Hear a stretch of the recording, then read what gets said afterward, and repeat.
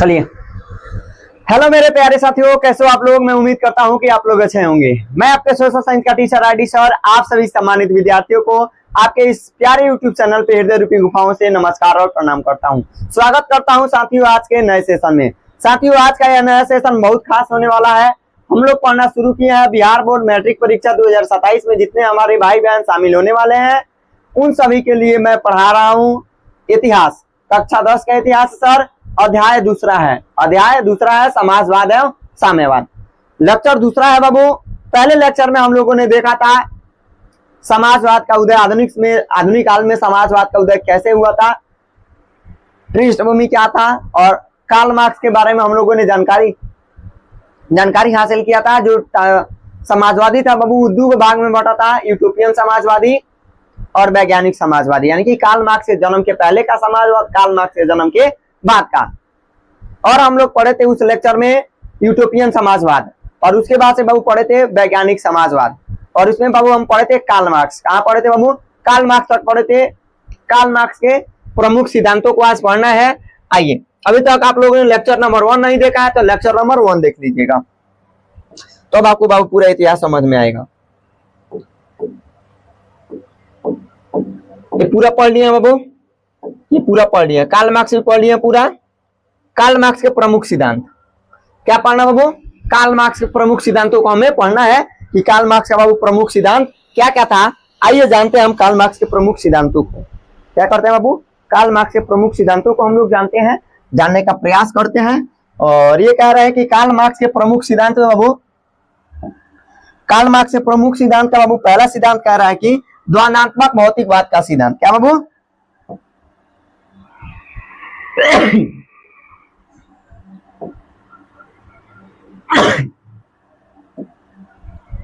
Karl Marx के प्रमुख सिद्धांत, कार्ल मार्क्स के प्रमुख सिद्धांत में बाबू हमको पहला पढ़ना है द्वंदात्मक भौतिकवाद का सिद्धांत। कार्ल मार्क्स ने कुल कई सिद्धांत दिया था बाबू? 5 को सिद्धांत दिए थे। कुल कितना सिद्धांत दिए थे? तो कार्ल मार्क्स कुल 5 को सिद्धांत दिए थे। पहला बाबू द्वंदात्मक भौतिकवाद का सिद्धांत।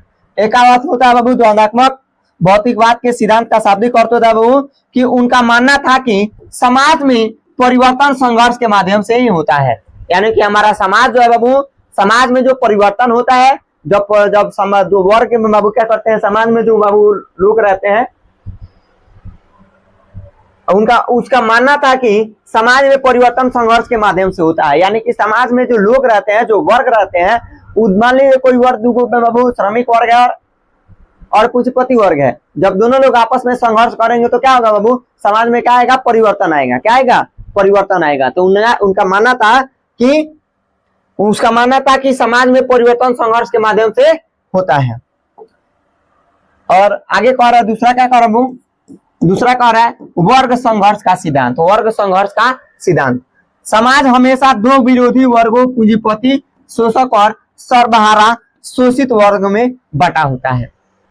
यानी कि हमारा समाज जो है बाबू हमेशा 2 विरोधी वर्गों में बांटा रहता है। हमारा समाज जो है बाबू कितने विरोधी वर्गों में बांटा रहता है? तो 2 विरोधी वर्गों में बाबू बांटा रहता है। पहला है पूंजीपति वर्ग। कौन बाबू? पूंजीपति वर्ग। पहला बाबू पूंजीपति वर्ग। इसमें बाबू धनी लोग आते हैं। क्या आते हैं बाबू?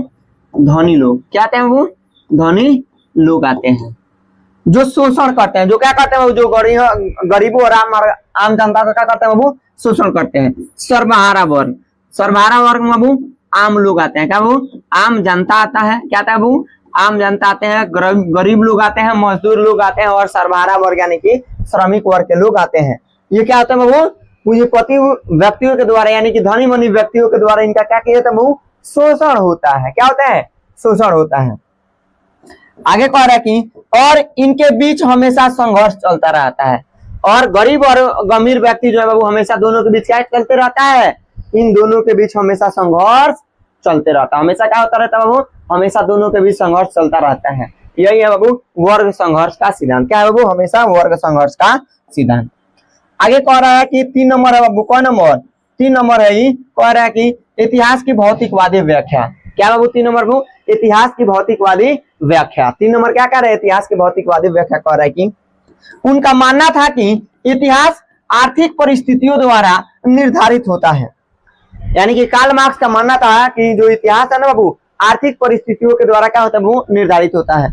यानी कि जब तक हमारे पास बाबू रुपया धन संपत्ति नहीं रहेगा तब तक हमारा अतीत बाबू, हमारा भविष्य क्या हो सकता है बाबू, बदल नहीं सकता। सोचने के लिए हम कुछ भी सोच सकते हैं और करने के लिए हमें क्या होना चाहिए बाबू, हमें आर्थिक स्थिति मजबूत होना चाहिए। आर्थिक स्थिति क्या होना चाहिए बाबू, मजबूत होना चाहिए। हम लोग का आर्थिक स्थिति मजबूत होना चाहिए।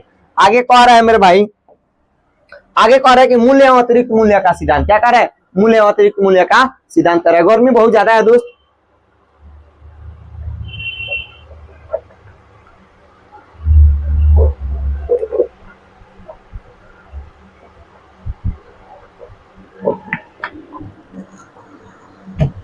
गर्मी इतना ज्यादा है बाबू, आपको थोड़ा सा पढ़ा दिया जाए तो गला एकदम क्या होता है, सूख जाता है।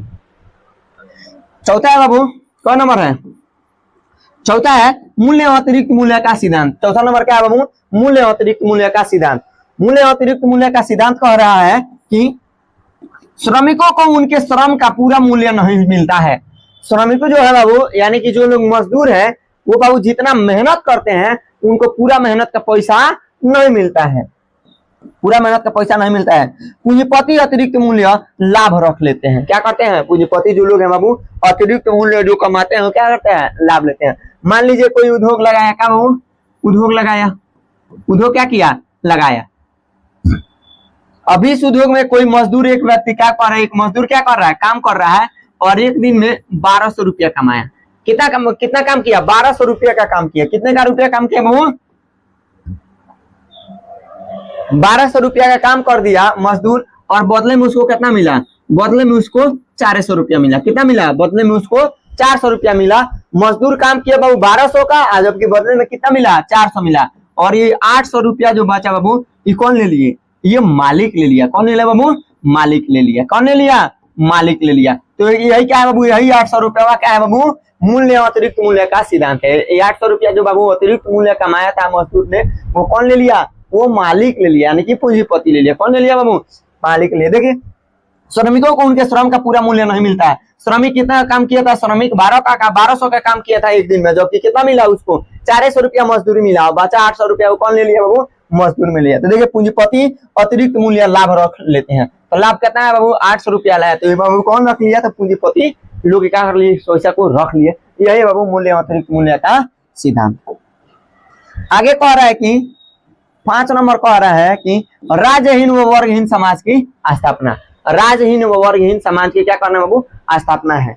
इसमें कहते हैं कार्ल मार्क्स, इसमें कहते हैं बाबू कि उनका अंतिम लक्ष्य एक ऐसा समाज की स्थापना करना था। यानी कि कार्ल मार्क्स जो थे बाबू, उनका एक अंतिम लक्ष्य, यानी कि सबसे अंतिम बाबू जो लक्ष्य था, स्थापना था, उनका ऐसा बाबू लक्ष्य था, ऐसा समाज स्थापित करना था जहां कोई वर्ग या राज्य न हो और ना सभी आपस, और सभी लोग क्या बाबू आपस में समान हो। सभी लोग क्या बाबू आपस में समान हो। यानी कि कार्ल मार्क्स जो थे बाबू एक ऐसे समाज की स्थापना करना चाहते थे, एक ऐसे जगह की स्थापना करना चाहते थे, ऐसे लोगों की स्थापना करना चाहते थे बाबू। उनका एक ऐसा लक्ष्य था जहाँ पे बाबू एक ऐसा समाज स्थापित हो जहाँ पे कोई वर्ग न हो, कोई ऐसा राज्य न हो, कोई ऐसा क्या बाबू राज्य न हो जहाँ लोग अपने राज्य के नाम पर क्या करें, एक दूसरे के साथ भेदभाव करें। और बाबू इनका एक लक्ष्य था कि सबको क्या मिले, वो सम्मान अधिकार मिले। सबको क्या मिले बाबू, समान अधिकार मिले। यही था बाबू और अंतिम जो लक्ष्य था बाबू किसका, कार्ल मार्क्स का, राज्यहीन व वर्गहीन समाज की स्थापना। आगे कह रहा है कि मार्क्सवाद का प्रसार। आगे क्या कर रहा है दोस्त, मार्क्सवाद का प्रसार कर रहा है। मार्क्सवाद का क्या कर रहा है बाबू, प्रसार कर रहा है। कि पूरे मार्क्सवाद का जो प्रसार बाबू पूरे विश्व में कैसे हुआ, किस प्रकार हुआ, आइए जानते हैं, जानने का प्रयास करते हैं। जानने का क्या करते हैं बाबू, प्रयास कर रहे हैं, करते हैं।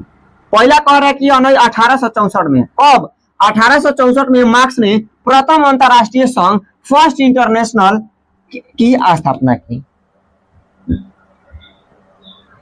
1864 में बाबू, 1864 में कार्ल मार्क्स जो होते हैं पहली बार क्या करते हैं, प्रथम अंतरराष्ट्रीय संघ फर्स्ट इंटरनेशनल ऑर्गेनाइज करते हैं बाबू। ये क्या करते हैं, स्थापना करते हैं। और इस सम्मेलन में नारा दिया गया था, इस सम्मेलन में क्या करते हैं बाबू, पूरे मजदूरों को अधिकार के लिए, पूरे मजदूरों के अधिकार के लिए बाबू ये क्या करते हैं, मार्क्सवादी एक नारा देते हैं, जिस नारा का नाम होता है कि अधिकारों के बिना कोई कर्तव्य नहीं, अधिकारों के बिना कोई कर्तव्य नहीं और कर्तव्य के बिना कोई अधिकार नहीं।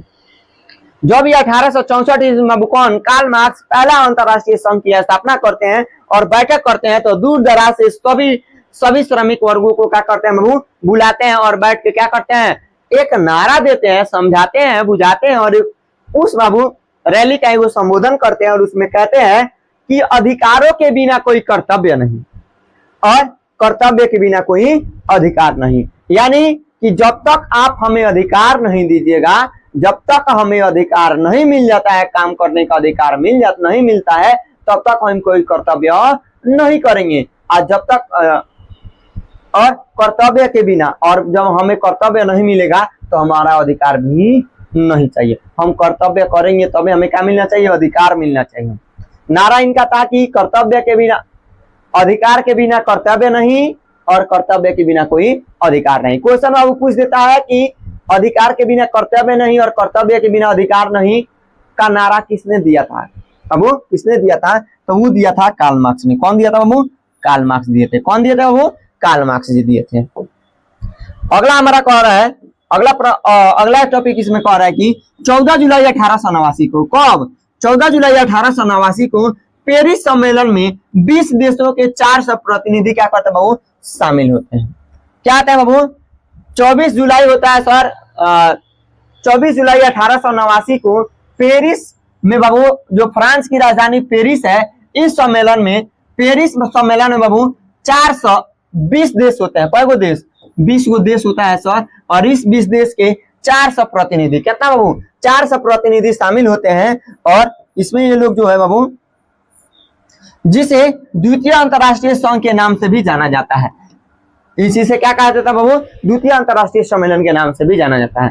प्रथम सम्मेलन हुआ था 1864 ईस्वी में और द्वितीय सम्मेलन में बाबू जब होता है 14 जुलाई 1889 को पेरिस में बाबू, फ्रांस की राजधानी पेरिस में सम्मेलन किया जाता है, जिस सम्मेलन के तहत वो 20 देश के बाबू 400 प्रतिनिधि लोग आते हैं। कितना लोग, 400 प्रतिनिधि लोग आते हैं। और बाबू जब 400 प्रतिनिधि लोग आते हैं तो इस सम्मेलन को बाबू, किसको, इस सम्मेलन को बाबू द्वितीय अंतरराष्ट्रीय संघ के नाम से जाना जाता है। इस सम्मेलन में 1 मई को मजदूर दिवस घोषित किया गया। यह जो सम्मेलन होता है बाबू, इस सम्मेलन को बाबू क्या किया जाता है, 1 मई यानी कि पूरे विश्व भर में अंतरराष्ट्रीय मजदूर दिवस घोषित किया जाता है। और इसी दिन को बाबू पूरे विश्व भर में क्या किया जाता है, मजदूरों के कार्य क्या बाबू, कार्य करने का समय निर्धारण किया जाता है। समय क्या किया जाता है, समय निश्चित किया जाता है। क्या किया जाता है वो, निश्चित किया जाता है। कितना, तो 8 घंटे। कितना बाबू, कितना बाबू, 8 घंटे। कितना दोस्त, 8 घंटे समय निश्चित किया जाता है। कब, तो द्वितीय अंतरराष्ट्रीय सम्मेलन के बाद। देखिए आगे दिया ही है, आगे क्या किया बाबू, आगे दिया ही है, श्रमिकों के लिए 8 घंटे का कार्य दिवस निर्धारित करने की मांग भी तय की गई। यानी कि द्वितीय अंतरराष्ट्रीय सम्मेलन में क्या करते हैं वो, जो श्रमिक होते हैं, जो मजदूर लोग होते हैं बाबू, उनको 8 घंटे का कार्य दिवस, यानी कि एक दिन में वो कितना काम करेंगे, 8 ही घंटे कार्य करेंगे कि बाबू समय का क्या किया जाता है, वो निर्धारित की मांग किया जाता है। इसका अंतरराष्ट्रीय सचिवालय ब्रुसेल्स में स्थापित किया जाता है। यानी कि बाबू ये जो अंतरराष्ट्रीय मजदूर संघ होता है, इसका जो सचिवालय यानी कि हेड क्वार्टर जो होता है बाबू, जो हेड क्वार्टर होता है वो कहाँ स्थापित किया जाता है बाबू, ब्रुसेल्स में। कहाँ बाबू, ब्रुसेल्स में स्थापित किया जाता है। अगला कह रहा है कि सबसे बाबू important, war and peace. War and peace की जो बाबू रचना है, लियो टॉल्स्टॉय की और रचना है। वार एंड पीस जो बाबू वो क्या है बाबू, एक किताब है। इसकी जो रचना करते हैं बाबू, इनका नाम होता है लियो टॉल्स्टॉय। क्या बाबू, लियो टॉल्स्टॉय बाबू क्या होते हैं, इनका बाबू रचना है बाबू, वार एंड पीस की रचना है बाबू लियो टॉल्स्टॉय की। अगला कह रहा है बेल्शविक क्रांति। अगला क्या कह रहा है बाबू, बेल्शविक क्रांति। अगला क्या कह रहा है बाबू, बेल्शविक क्रांति 1917। बेल्शविक क्रांति बाबू 1917 कह रहा है। क्या कह रहा है बाबू, बेल्शविक क्रांति 1917। देखिए क्या कह रहा है वेल्सविक क्रांति में, इस क्रांति से इसमें यानी कि इस क्रांति से इसमें जार के एक तंत्रीय निरंकुश शासन का अंत कर देता है, लोकतंत्र की स्थापना है। यानी कि यह जो क्रांति है बाबू, इस क्रांति के जरिए बाबू जो जार होता है बाबू, जो जार होता है यानी कि जो राजा होता है एक तंत्रीय निरंकुशवादी, एक तंत्रीय जब बाबू एक तंत्र बाबू बिना लोकतंत्र का बिना गणतंत्र का शासन, यानी कि जब राजा एक तरफा करे तो उस समय एक तंत्र कहते हैं। क्या कहते हैं बाबू? एक तंत्र शासन प्रणाली कहते हैं। तो एक तंत्रीय निरंकुश शासन का क्या होता है बाबू? अंत होता है, और जिसके जगह पर लोकतंत्र की स्थापना होती है। किसकी स्थापना होती है बाबू? लोकतंत्र की स्थापना होती है। आगे आइए, आगे कह रहा है दोस्त की इस क्रांति ने एक नई राजनीतिक सामाजिक व्यवस्था साम्यवाद के साथ सर्वहारा वर्ग की स्वीकृति का प्रयास किया, जिसके निम्नलिखित कारण थे। यानी कि यह जो क्रांति होता है बाबू, वेल्सविक क्रांति जो 1917 में होता है बाबू, ये होता है बाबू रूस में। कौन देश बाबू? रूस में। जार, जार क्या कहता है बाबू? रूस में सम्राट को, क्या बाबू? रूस में सम्राट को, रूस में सम्राट को जार कहा जाता है। क्या कहा जाता है बाबू? जार कहा जाता है। जार कहा जाता है। रूस में सम्राट को क्या कहा जाता है बाबू? जार कहा जाता है। रूस में सम्राट को क्या कहा जाता है दोस्त? तो रूस में सम्राट को जार कहा जाता है। तो यह जो क्रांति होती है बाबू एक नई राजनीतिक सामाजिक व्यवस्था की, यानी कि साम्यवाद के साथ सर्वहारा वर्ग की स्वीकृति प्रयास करती है, स्वीकृति प्रदान करती है, जिसके कारण कहते हैं वो निम्नलिखित कारण होते हैं। जिसके क्या कारण होते हैं बाबू? निम्नलिखित कारण होते हैं। पहला कारण है बाबू, पहला कारण है जारशाही की निरंकुशता। जारशाही की निरंकुशता यानी कि राजा के बाबू निरंकुश शासन। राजा का क्या बाबू? निरंकुश शासन। राजा का क्या बाबू? निरंकुश शासन। सन 1917 से पहले रूस पर रोमनोव राजवंश था। यानी कि 1917 जो पहले था रोमनोव बाबू राजवंश था। कौन था बाबू? रोमनोव राजवंश था, वंश का शासन था। और सम्राट को जार कहा जाता था। क्या कहा जाता था बाबू? सम्राट को जार कहा जाता था। जार जो था वो निकोलस द्वितीय था। क्या बाबू? जार निकोलस द्वितीय एक निरंकुश शासक था। जार निकोलस द्वितीय जो था वो क्या था? एक निरंकुश शासक था, जो बाबू जो क्या कर रहा था बाबू? अच्छे तरीके से बाबू रूस में क्या कर रहा था? अच्छे तरीके से शासन नहीं कर रहा था। क्या कर रहा था? रूस में अच्छे तरीके से शासन नहीं कर रहा था, जिसके चलते क्या बाबू? जिसके चलते पहला कारण है बाबू जारशाही की निरंकुशता। क्या बाबू? जार का बाबू निरंकुशता। वेल्सविक क्रांति हम लोग पढ़े। आज के क्लास में बाबू हम लोगों ने वेल्सविक क्रांति पढ़ा। अगले क्लास में बाबू हम पढ़ेंगे कि बाबू वेल्सविक क्रांति के क्या क्या कारण थे। क्या बाबू? वेल्सविक क्रांति के क्या क्या कारण थे। यह वीडियो कैसा लगा? वीडियो अच्छा लगा वो वीडियो को लाइक कीजिएगा। चैनल पे नया है तो प्लीज चैनल को सब्सक्राइब कीजिएगा। मिलेंगे अगले सत्र में, तब तक के लिए आप सभी को जय हिंद।